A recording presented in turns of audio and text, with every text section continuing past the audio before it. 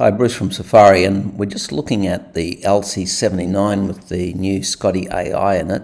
And this is over yesterday, so this is to show exactly how it's performing in the field with Michael Nielsen. And what we can see yesterday is 4 times the vehicle was driven, and the state of charge at the beginning of the day started off down here about 81%. At the end of the day, it ended up at 98%. Now, we'll come back to these curves, but I'll just show you the power. The current coming in here is very, very nice and flat. Victron does a bit of averaging in here, but it's nice and flat that you can see up here.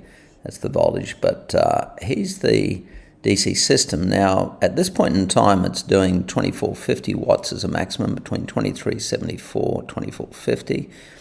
But if you have a look at the battery, the charge current limit at this stage was 80 amps. So the battery's saying, give me as much as you can, up to 80 amps, which is 4,000 watts, and it's giving me 2,374.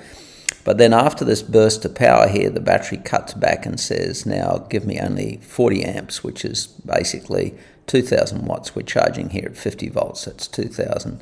And lo and behold, what Scotty 2 does here is the 1954, the 1909, and there it is again, 1924. It's sitting below the 2,000 watt limit and protecting the battery. So even though we're driving this as hard as we can, it follows exactly what the battery calls for. Now, how's the alternator doing? So you can see down here when we're getting a higher amount of power, the voltage 12.94, bit of a dip there. You may have slowed down at a corner or something, and then back up again, 12.91. But on these days, the alternator voltage here, 1306, 12.96, 12.96, about 13. That's pretty well textbook perfect. That's really looking after the alternator. A slow down here. Could have been slowed down at a corner, 12.75, nothing to worry about, and then back up again to 13.17.